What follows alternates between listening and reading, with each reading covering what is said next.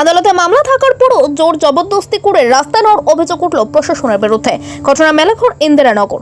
Melaghar two Sonamura যে মূল সড়কটি রয়েছে, এই সড়কটির প্রথম যখন কাজ শুরু হয় তখন মেলাঘর ন্যাংটা দরগা থেকে মেলাঘর লালমিয়া চৌমুনি পর্যন্ত 106 পরিবারকে জায়গার ক্ষতিপূরণ দিবে বলে রাস্তার কাজ করে হাত সাফ করে নেয় ঠিকাদার ও প্রশাসন, যার ফলে আজ পর্যন্ত রাস্তার জমি দেওয়া ওই 106 পরিবার 1 টাকাও পায়নি। বর্তমানে মেলাঘর টু সোনামুড়া ভায়া সীমান্তপুর চেকপোস্ট পর্যন্ত এই রাস্তা আরও প্রসারিত হবে।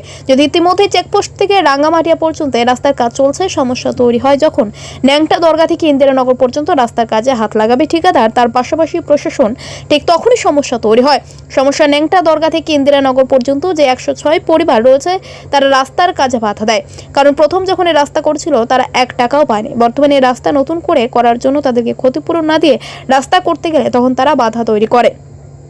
ওই 106 পরিবারের দাবি তাদের ক্ষতিপূরণ দিয়ে রাস্তা নেওয়ার জন্য, কিন্তু এতে মানতে নারাজ ঠিকাদার ও প্রশাসন। যদিও গত বছর রাস্তার জায়গা দেওয়া 106 পরিবার আদালতে একটি মামলা করেন, এই মামলা এখনো নিষ্পত্তি হয়নি বা মামলার এখনো কোনো রায় বের হয়নি।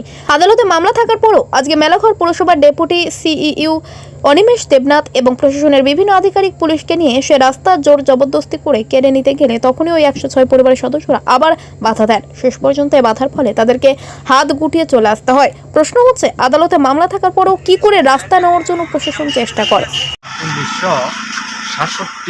1967 ইংরাজিতে আমরা এখানে একটা ক্রিমিনালি ইস্যু করে এখান থেকে জায়গা করছে, নিচে নেওয়ার পরে আমাদের ক্ষতিপূরণ দেয় না। তারপরে পরবর্তী সময়ে বারবার আমরা কইতে আছি আমাদের ক্ষতিপূরণ।